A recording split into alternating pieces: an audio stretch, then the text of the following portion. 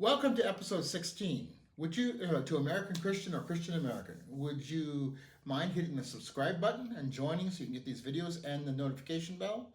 Also, if you put a like, if you like these videos, because then more people will be exposed to them and be able to see them.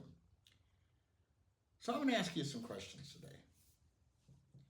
And they're going to lead to something. So, how would you feel if your parents, mother or father, or your son or daughter, or a really good friend, or even not so good a friend, but a friend, your aunt or your uncle, your cousins, all people we're going to assume that you like.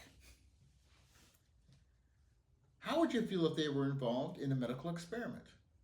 Now, people sign up for medical experiments. There's certain disclosures that they have to know what the experiment is about, and they decide whether or not they want to join, and they're paid for many times. Well, how would you feel if they joined an experiment and they weren't told what was going on, and they were exposed to major health risks, and in fact, they weren't being treated at all for sickness that they might have, and they were allowed to suffer, painful suffering, lose their sight, or go blind, and ultimately die? Some maybe not. But all this suffering, and then you find out what the experiment was all about. And then how would you feel about that? Well, people have gone through that. People have gone through that. You know, we've used animals in experiments to justify how a certain disease or something else affects human beings. And people have been upset about that. But what happens when it's actually a human being who's being used like a lab rat?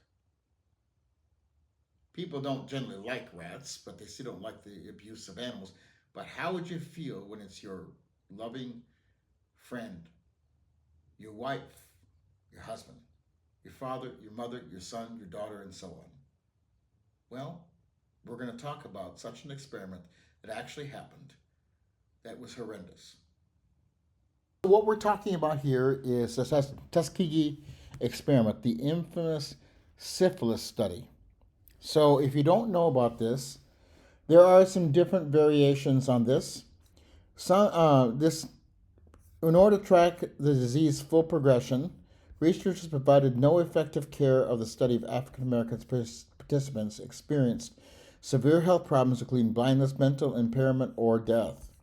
So it began in 1932, at a time when there was no known cure for syphilis, a contagious venereal disease.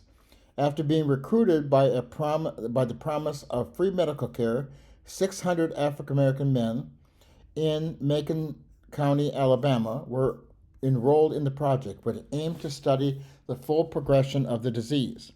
The participants were primarily sharecroppers, and many had never before visited a doctor.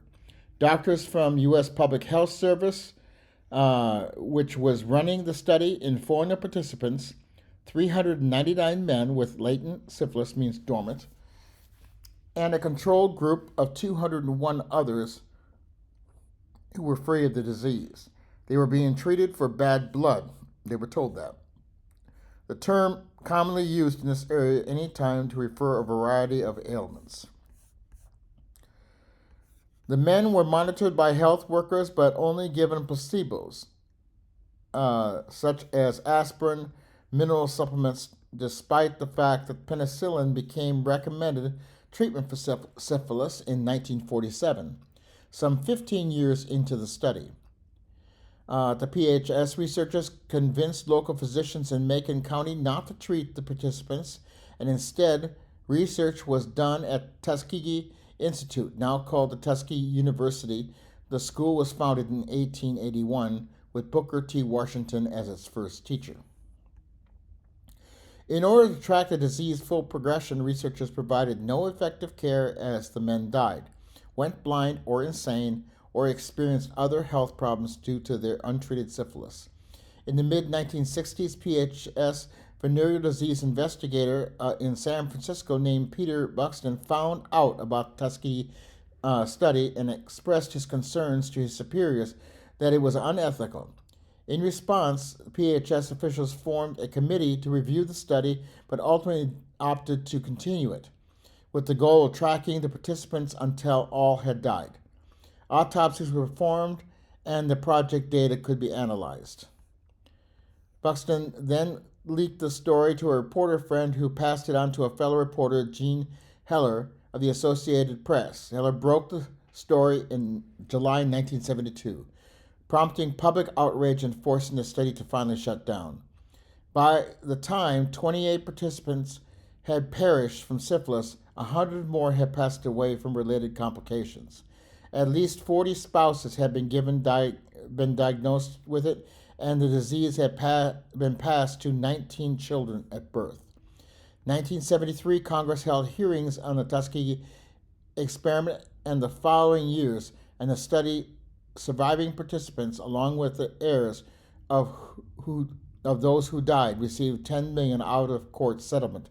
Additionally, new guidelines were issued to protect human subjects in U.S. government-funded researches.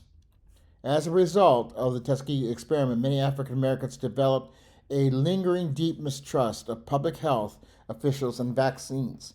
In order to foster racial healing, President Bill Clinton issued in a 1997 apology stating the United States government did something that was wrong, deeply, profoundly, morally wrong. It is not only in remembering that shameful past that we make amends and repair our nation, but it is remembering the past that we can build a better present in the future. All right. So now there is conflicting information. Some suggest that these people were injected with syphilis, and I understand exactly why people would think that was possible, because whites in this country have done horrific things to people. And this whole experiment is horrific. So there could be, it is possible that they could have been injected or that they actually had the disease. Either way, this experiment is awful. It took human beings and used them as test animals. Human beings who were literally tortured. Maybe not in the same way we see in other parts of civil rights movements where people were beaten with clubs or lynched or anything else.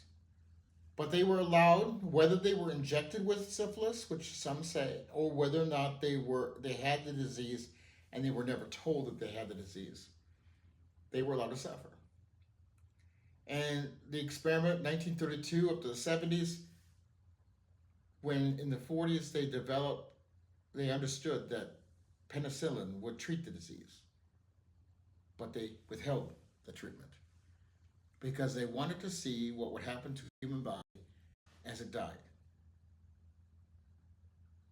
Can you imagine if that was your brother, sister, mother, father, or somebody else you know? And if you don't have any regard for African Americans, can you imagine if it was your white friend? How would you feel?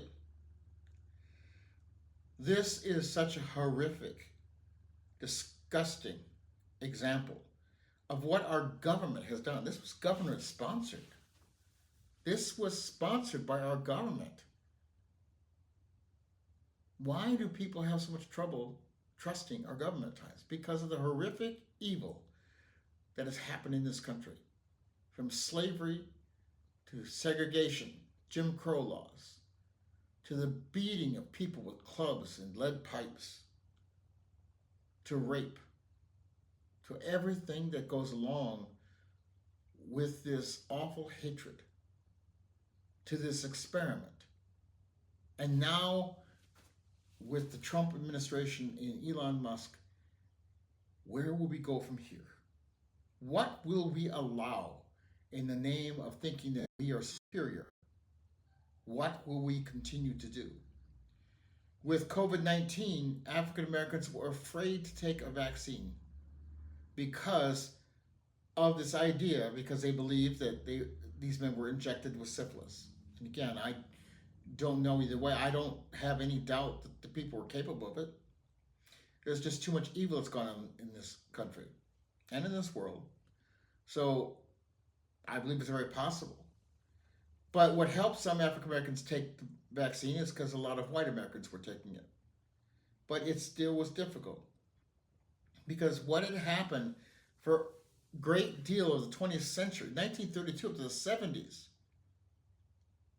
people were injected with syphilis, or even if they weren't, they were allowed to suffer and to die and to pass this disease on to their spouses and to their newborn children. How horrific is this? And yet, we have people who claim to be Christians who will do any horrific thing to people in the name of God. This is not God. This is not God's glory. God is about love and compassion and caring. How much more do you need to know what this country has done to its non-white citizens, in particular African Americans, Native Americans, and others? How much do you need to know to speak up? When will you speak up?